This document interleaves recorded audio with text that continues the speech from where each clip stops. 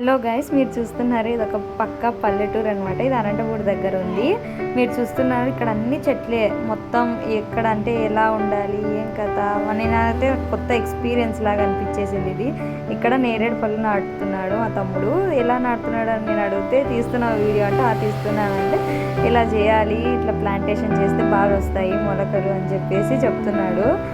And మీకు తెలియదు ఏమంటే ఇక్కడ చాలా చెట్లు అనేది పెంచారు. కనకాంబరం, గోవా అండ్ మెంతాకు సంథింగ్. అండ్ మా పిన్ని tailor, so she use to stitch. And ఇక్కడ మిషన్ కానీ ఏవైనా కానీ అన్నీ న్యాచురల్ అండి. ఎవ్రీథింగ్ వీళ్ళు ఇస్తే ప్రతి ఒక్కటి న్యాచురల్ అనమాట. మీరు చూస్తున్నారు మేము వచ్చేసి సిఎస్పి ప్రాజెక్ట్ కోసం వచ్చాను. ఇక్కడ నెమల్ని చూసాను వెళ్ళేటప్పుడు.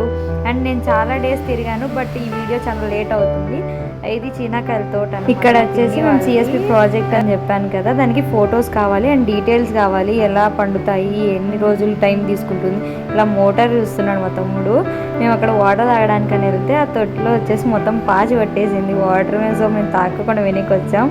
వచ్చిన పని ఏమంటే ఇక్కడ పైప్స్ అన్నీ అరేంజ్ చేసేసి, ఇది సమ్మర్లో అనమాట.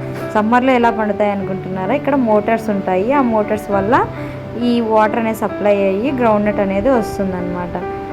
ఇక్కడ వచ్చేసి మడి అంతా కోసేశారు, so you can't see that.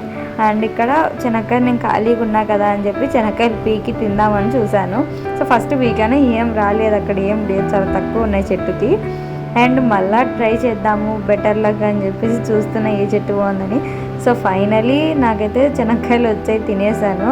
చాలా బాగుంటాయి అసలు పచ్చి శనక్కాయలు. అండ్ ఫైనలీ ఇంటికి వచ్చేసాం. Bye bye.